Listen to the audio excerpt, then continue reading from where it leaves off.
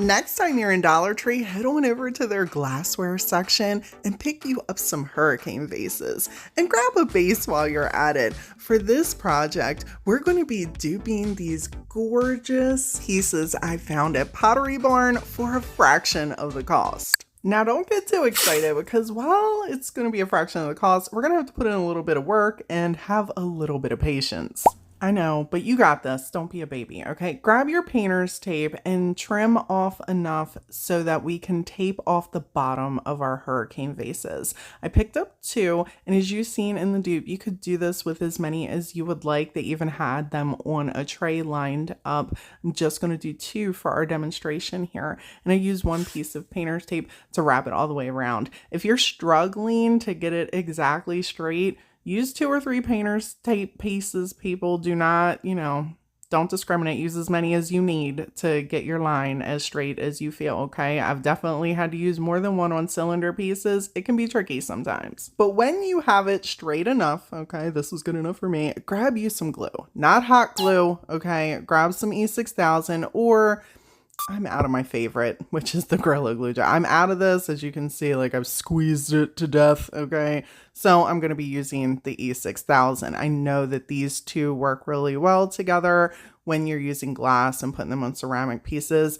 The hot glue is not the one-stop shop here, okay, for this type of project. I allowed that to dry for 24 hours and then grab some of my Waverly chalk paint here in a pouncer and just tapped a layer of that paint all over the glass and our little ceramic candlestick piece. This is just going to give us a nice base for whatever we're going to be putting on top of here. And I do recommend that whatever paint you're going to be using, check the directions and make sure that they work with ceramic and glass when you're doing a project like this. It'll save you a lot of struggle on the back ends. For our gold color, I'm just going to take this Folk Art metallic paint and a paintbrush and put a few thin layers on here. And I wanted to show you this in case you guys got this paint. I picked this up from Walmart. I'm sure you can get it off Amazon or at Hobby Lobby. You do need a base when you're working with glass. It's a little bit sketchy after you got that first layer coverage on there. You can see the brush strokes. It's fairly thin. And once this dried and I got the second coat on there, I don't know, people. I wasn't feeling it. This color looked like doo-doo brown. And I was like, I can't do it. So I grabbed some of my Dixie Belle Gold Gilding Wax and use my finger and rub this all over. Maybe it's just because I'm used to using this color all the time. So when I think of gold, this is what I get. There were other options in the folk art, but if you like it, leave it. And also I want to toss out there, if you want to get gold spray paint, by all means, people, use gold spray paint. If you're not familiar with me, I like to try and stay as healthy and chemical free as possible. I'm always looking for those options. And spray paint isn't something I always use. I do like to give options, so I wanted to mention that for y'all if this wasn't the way you wanted to go about recreating these. But for me, I thought these turned out just great.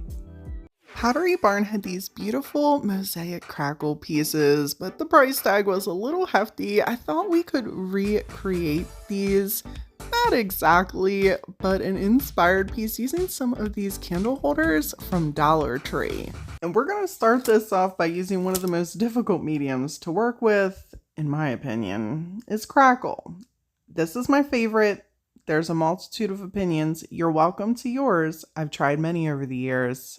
Again, this is my favorite. And I already know what you're thinking. The answer's probably yes. So save yourself the comment, okay? We're going to need a paintbrush to spread our medium on here. You can absolutely use a sponge, whatever you would like. This is just the way I like to apply this medium. And I put a thin layer all over the place, mostly because this stuff already takes long enough to dry on its own. I don't heat gun it. I don't quick dry it. I allow this to dry naturally. And if I do a thick layer of it, it takes longer to dry, and I'm impatient. You know what I'm saying? We got things to craft. I chose white as the top layer for this. I wasn't sure how I was going to go about creating the design, if I wanted to grab a napkin and decoupage it on here just yet. I had a vision, but at the time I was like, I can probably blend white with anything with this design. So that's what I went with. I do want to tell you, for anyone that goes to apply this onto anything and then paint over it, it has an attitude, my friends.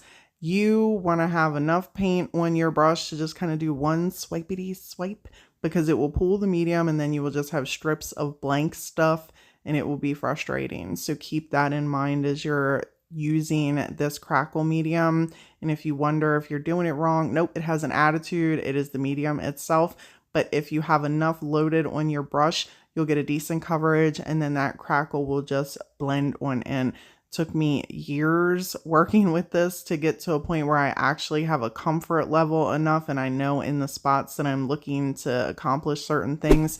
And then I like to now grab the heat gun. It makes the cracks even bigger. And I learned this trick from Sammy over at Unicorn Dust Designs. You hold that heat gun all over everything and it kind of expands the crackle a bit.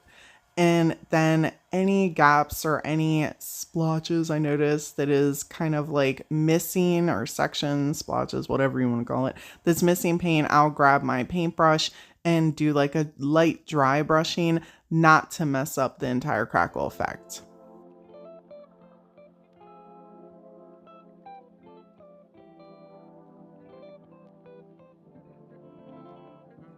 I decided to grab my TDS Dry Rub On transfers. These are actually available in my sample sets, and I wanted to take some of the floral pieces and some of the butterflies and just rub them around the piece. Now, if you go to use transfers over top of paint, for sure, people, make sure that your paint is completely dry, like next day dry, okay? Not an hour dry. Or seal over it and then apply the transfer. It's possible the transfer can pop the paint up. I just allowed these to dry overnight and then came in and put the transfers where I felt they made sense. Once I was happy with the amount of transfers I had on our piece, I then grabbed our glossy Mod Podge. This is going to give us that shine that those pretty Pottery Barn pieces had with the ceramic glaze. I applied 3 layers onto the top of this, allowing it to dry an hour in between, and I think these turned out really pretty.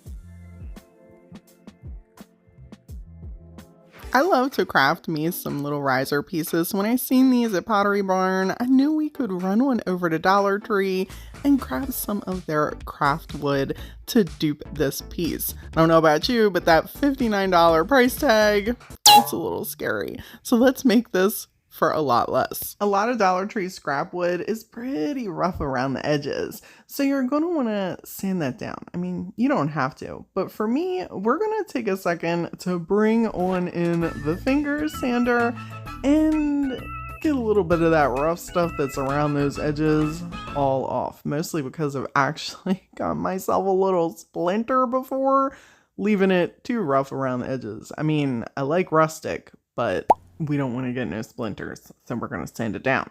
For the legs, I'm just going to grab some good old tumbling blocks. I felt like they mimicked our Pottery Barn piece the most. Use whatever legs you want. I grabbed some from Hobby Lobby. I grabbed some from Walmart. I grabbed them from Dollar Tree. I used a little snowman that they sell in packs around Christmas time. Whatever, I've made risers out of all kinds of little things. Even like old kitchen knobs. Those are great too. Just glued these down with some tacky glue and allowed this to dry overnight. For our stain, I'm going to use one of my favorites, this Antique Waverly Wax. Feel free to use whatever you would like. You could even make yourself some like paint stain, grab some acrylic paint, add a little bit of water, Baby wipes are absolutely the best way, in my opinion, to spread this out, but I'm currently out of baby wipes. I keep meaning to buy them when I go to the store. Y'all ever do that? Like, you know it's on your crafty mind, but then when you go to the store for necessities, you completely forget what you need for your craft supply. But sometimes also people, I think I do that on purpose subconsciously because I really just want a reason to go back to the store and buy craft stuff anyhow. If you use a lot of antique wax, you will get a darker stain. And you can wipe this back a lot and the stain will be really light. And you can do several coats, it'll be darker. I popped a lot of stain on here. And then once it dried, I came back in with a little trim up brush and went around the edges, making everything darker. It's really easy to manipulate this wax and come up with really pretty tones. And I love how this Pottery Barn dupe turned out.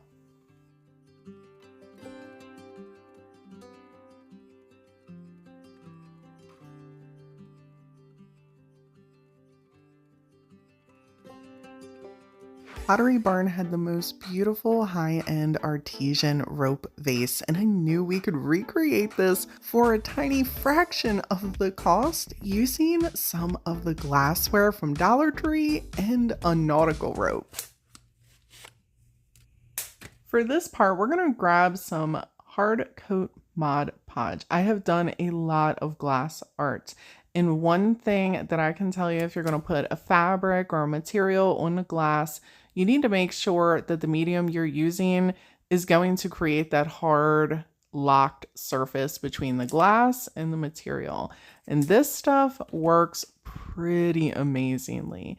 The rope is also thick, okay? So we're going to add a little bit of water to that hard coat and allow it to soak up into that rope. We need to get it really saturated so once we attach it onto the glass, it's not going to move around. And then we're going to allow this to dry onto our piece. And I mean, people squeeze it. Make sure if you don't think that your material has enough of the medium in there, by all means, add a little bit more. This is going to matter whenever you're working with glass and you're trying to apply fabric onto there. You want to make sure that when you put that final seal over top of everything, that it's not going to go falling apart later. So making sure that the material is really soaked with whatever you're applying it on there is going to help the longevity of your project. Once I made sure every drop was in that rope, I then just created my design. And you can be really free with this. It does not dry instantly. As a matter of fact, this is going to have to dry overnight. You're going to want to make sure that that rope is completely solid before you go on to the next step. And I will tell you that I also feel like it's best when you're doing a material like this, if you take some more of your medium, you could use tacky glue. Tacky glue works really well for me also. And fabric Mod Podge, I like that stuff too. And come in with a paintbrush and touch up any sections that you feel could be a problem that material would break off of the glass. Now, since this rope had little gaps in it, I took my paintbrush and took my time and went around with hard coat around the entire line of the rope where it touched the glass and allowed this to sit and completely dry before coming back the next day. And I did a little tappity tap tap tap so you guys could see just how much this stuff hardened and how you want yours to sound before you move on to the next step. For our textured surface, I'm going to be using some of DIY's paint and mixing it with some calcium carbonate. This is the plaster color, and people, I gotta tell you, my hand grip strength is not doing well.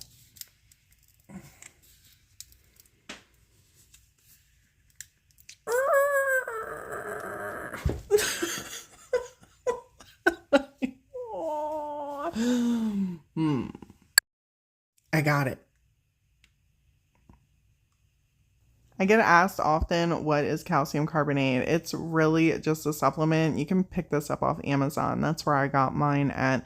I do love how it adds some texture in with my paints. You could use baking soda or whatever floats your boat for this, This is just my go-to. I like the way that it comes out. Make sure you mix it up really well, because if not, you'll have little poofs of that powder as your paint is drying, and you want to make sure that you don't have those little joints. I took a sponge and tappity tap tap tapped 2 layers all over our piece.